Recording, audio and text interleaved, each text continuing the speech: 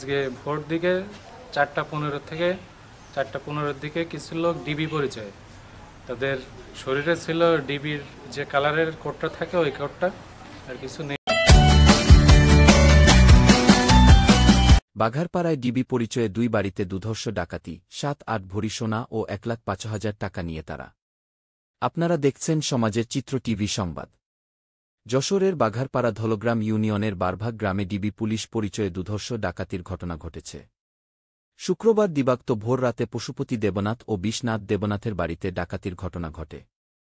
ডাকাত দল এ সময় 1,05,000 টাকা ও 7 ভরি স্বর্ণালঙ্কার লুট করে নিয়ে যায়।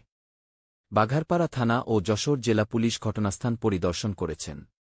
ভুক্তভোগী পশুপতি দেবনাথের ছেলে ব্রজেশ্বর দেবনাথ জানিয়েছেন, শুক্রবার দিবাগত ভোর রাতে আনুমানিক 4:15 দিকে ডিবি পুলিশের পরিচয় দিয়ে তাদের ডাকাডাকি করে। এরপর ডাকাত দল প্রায় 1-5 মিনিট পুরো পুলিশের অভিনয় করে। সকলের গায়ে পুলিশের পোশাক ছিল। কয়েকজনের গায়ে ডিবি পোশাকের মতো জ্যাকেট ছিল, তবে তাতে ডিবি লেখা ছিল না। এ সময় তারা ওয়াকিটকিতে কথা বলতে থাকে। ডাকাত দল এক পর্যায়ে ব্রজেশ্বর ও তার কাকা বিশ্বনাথের হাত-পিঠ মোড়া দিয়ে বেঁধে ফেলে। এরপর বাড়িতে থাকা সোনা দানা ও নগদ টাকা নিয়ে চলে যায়।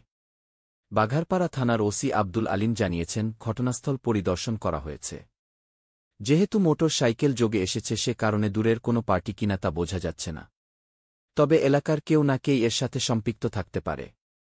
এখনও পর্যন্ত এজাহার হাতে পায়নি। এজাহার পেলে বাকিটা বলতে পারব। সমাজের চিত্র টিভি সংবাদের সাথে থাকার জন্য ধন্যবাদ।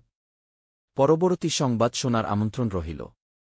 সবার আগে আপনার এলাকার সংবাদ পেতে আমাদের চ্যানেলটিকে সাবস্ক্রাইব, লাইক, ফলো দিয়ে সাথে থাকুন।